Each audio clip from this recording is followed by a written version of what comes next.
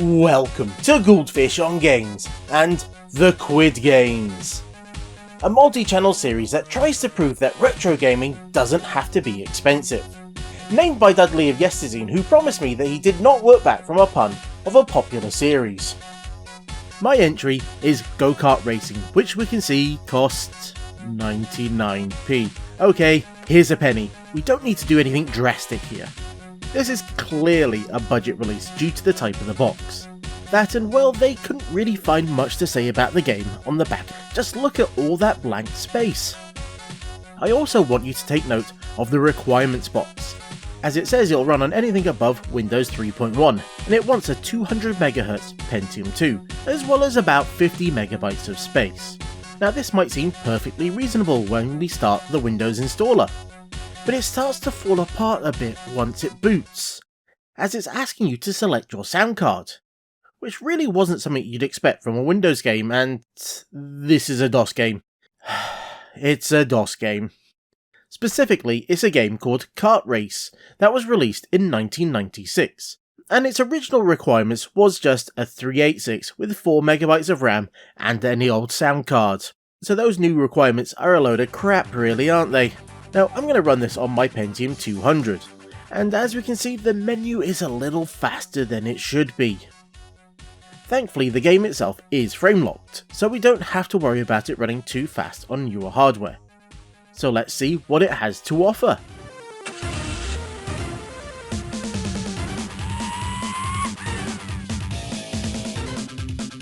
Which is very obviously a take on Mario Kart.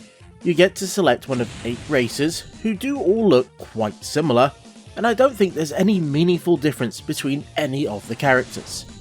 There are hints that there are meant to be unique weapons for each of them, but I didn't find any of them. So you can just pick whichever one looks best, or at random, whatever you feel like.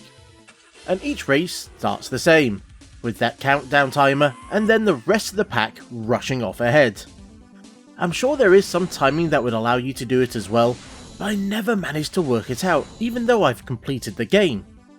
But that head start really isn't much of a bonus as you might expect, as they very quickly slow down afterwards, so you can catch up with just a little bit of effort. And what we see is, well, this is very much what you'd expect from a DOS Mario Kart game. It seems to speed along quite nicely using the hardware at the time, but I think the recommended 386 might have been pushing it a little bit. I honestly don't think it would run all that smooth on that system.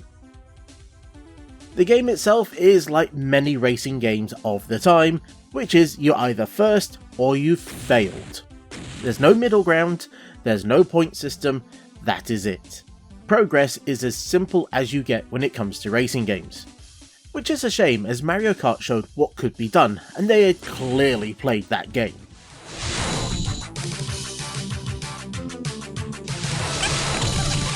The tracks, as you might have noticed, are littered with items.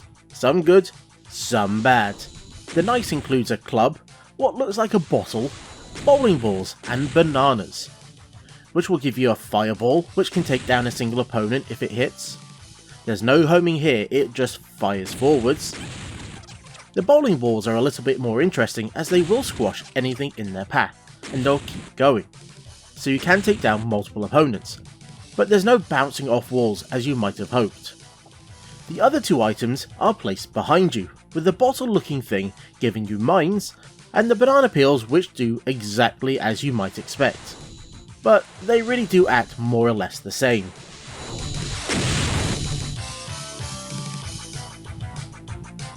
The nasties include random barriers, barrels and bins. The barrels are what you're going to see the most of, as they do get used as obstacles across the entire game. Hit one and it's the same as being hit by a fireball. But they only really seem to affect you, as I swear I've seen AI just drive straight through them, which is annoying when later levels have them spread across the entire road, and you have to either drive off-road or use a fireball to take some out. On later levels you might also come across food, and these top up what I believe to be your health, which is that yellow bar on the left hand side. At first I hoped it might give you something if you managed to get it all the way full, but if it did, I didn't really notice. But it does seem to go down when you get hit by fireballs from the opponents, so I'm just going to assume it's a purely health thing. I also assume it'll fail the level if it also gets down to 0, but that never happened in a few hours of gameplay that I recorded, so I'm not entirely sure. The tracks have multiple different themes, many of which you'll recognise from Mario Kart, including favourites like the Ice Race, with slippery but surprisingly fast roads, water that you can drive into, which really just makes you drive a little bit slower, and you can keep going, there's no Laku in here to try and save you. It's also the only track type that I've noticed that has jumps.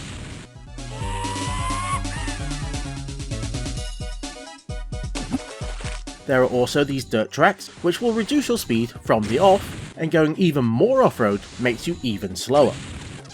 Now this wouldn't be too much of an issue if it wasn't for the fact the AI doesn't seem to be affected, so it's only you that are going slower. This is annoying as there's no speed up boosters or items, so you do have a top speed that's absolutely set in stone. And if one of those opponents gets out ahead of you, then, well, it's more or less game over, and it's impossible for you to catch them. But then that is the same if you're the one that happens to get ahead as well. Because there's nothing that really helps you or them catch up if you've fallen behind. As even those items that you drop are only really useful right away, as each track is only 2 laps. So they don't really seem to last very long. Now I do like how detailed these maps are, as they could have been made so much simpler if they didn't care. You get these ones where the water is lapping over the side of the road,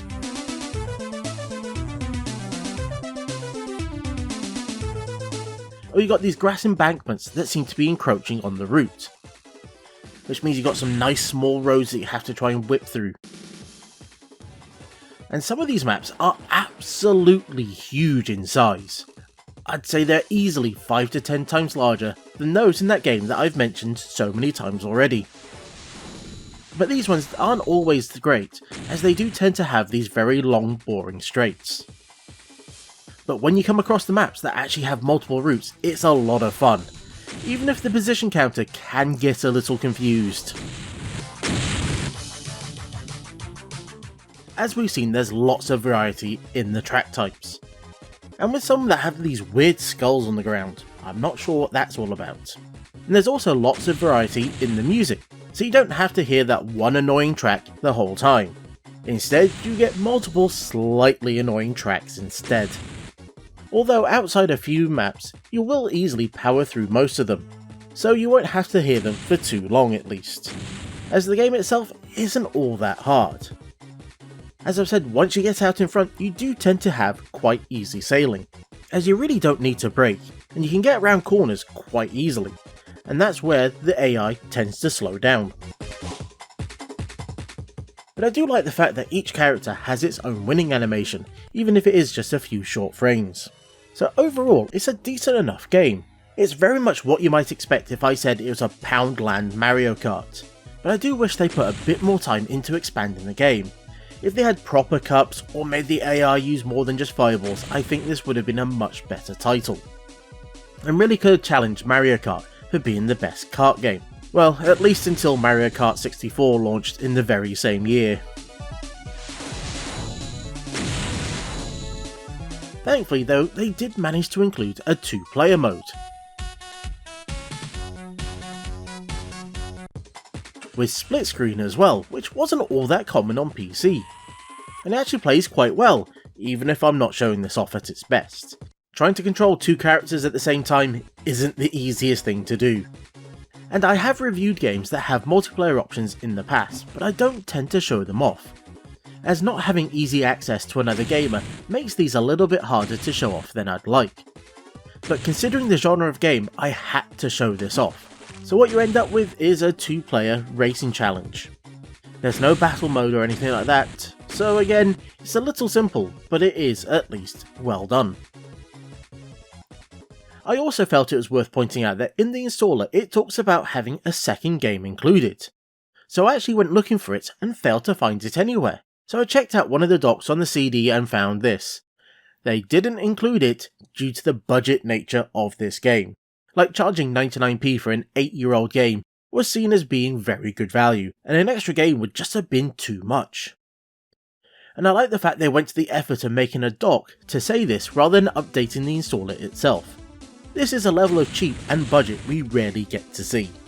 And there we go, I hope you enjoyed this Quid game. And if you did, then you should check out the other videos made by some other awesome creators. Either use the playlist or the hashtag to check them out. And we've got Geigerpunk and Timberwolf releasing their own Quid Games videos quite soon. So until next time, I was the Goldfish, that was Not Super Not Mario Kart, and this was Goldfish on Games. Thank you for watching this far. As mentioned, you can find a playlist on the screen and a link to another Quid Game video as well. And if you enjoyed these videos, then why not give the creators a thumbs up or even a follow, as it's always appreciated. Or just let us know in the comments. But otherwise, I hope to see you again soon.